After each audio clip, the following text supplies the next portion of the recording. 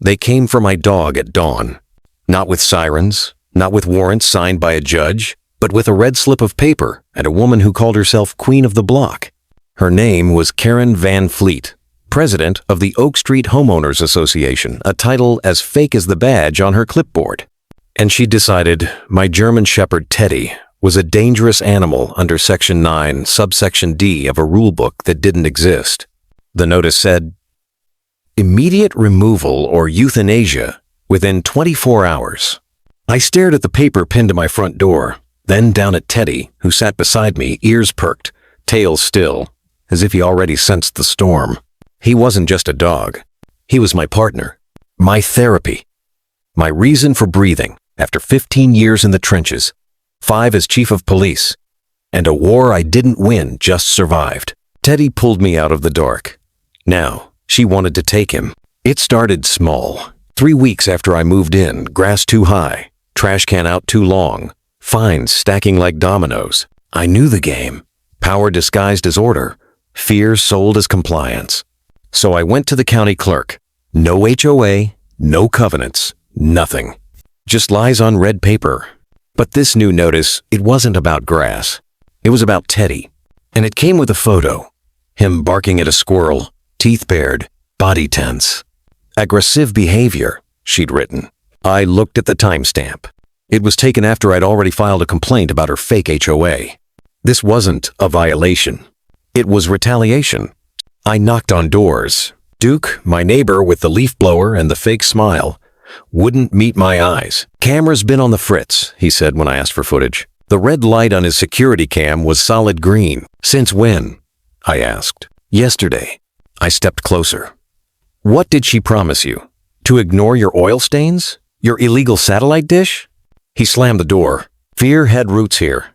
Deep ones. Karen had everyone tangled in her web finds, threats, whispers. She didn't just run a scam.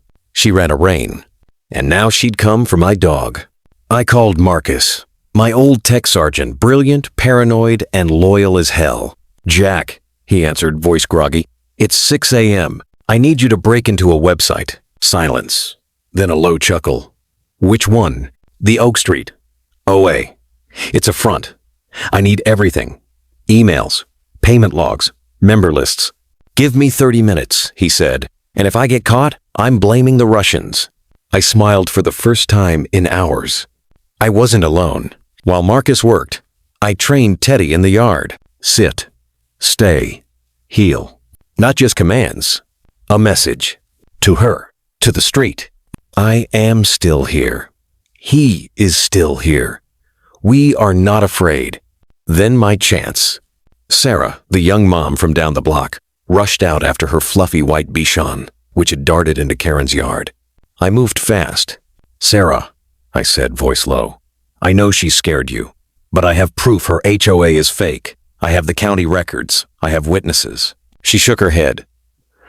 The family wishes to remain anonymous, she whispered. They're renters. They fear retaliation. From me? I laughed cold. I'm the one being threatened. My dog's going to be killed in 15 hours. Her eyes flickered, then barely audible. I have camera footage. Front porch. It shows everything. My pulse spiked. Can I see it? She hesitated. I'll bring it to the meeting. Tonight. 7 p.m. The HOA meeting? You're still going? It's the only place we can speak, she said. And I'll bring a friend. I nodded. So will I. Marcus called back. Jack, he said. You're not going to believe this. Her website? It's hosted on a 5-a-month server. Password is Karenoni123. I'm in. What did you find? Payment records. Dozens of families. Paying fines online. Transfers to a shell LLC. And emails, threats, intimidation. Instructions to her board members. And the dog complaint? Sent from a burner email. But I traced the IP. It's from her house. And get this, she filed a fake police report this morning. Claims Teddy attacked a child. That never happened. Exactly. And I just checked the department log. Officer responded. No report filed. No injury. No witness. Just her word. I clenched my fists. She's lying. On top of fraud. On top of extortion. Jack, Marcus said. You've got her. That night, I walked into the HOA meeting like I belonged. I wore a plain shirt, not my uniform. But I carried something better: proof, purpose, and a hidden mic. The garage was packed. Karen stood at a podium, clipboard raised like a gavel. "Tonight," she announced, "we enforce the rules. No exceptions, no mercy."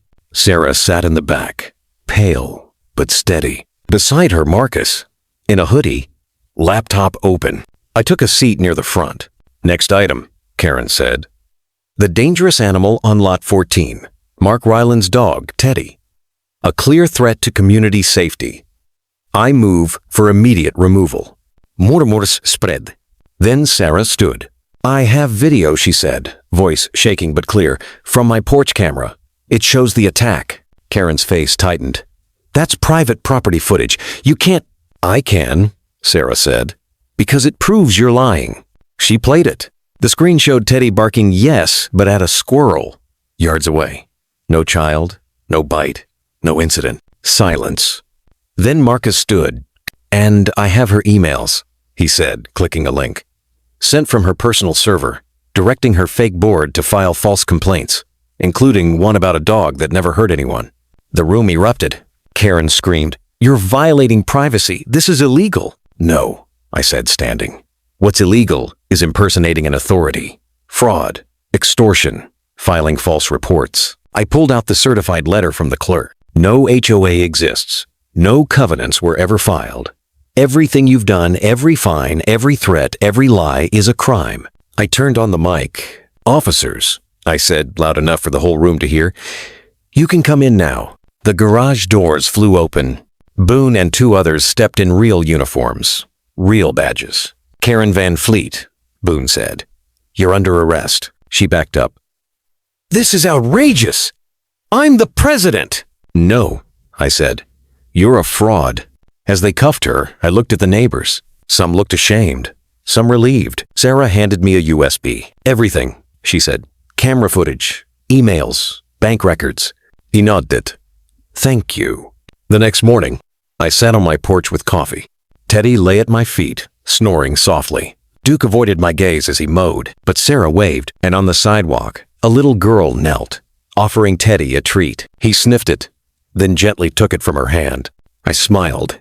The red papers were gone. The fear was gone. What remained was something stronger.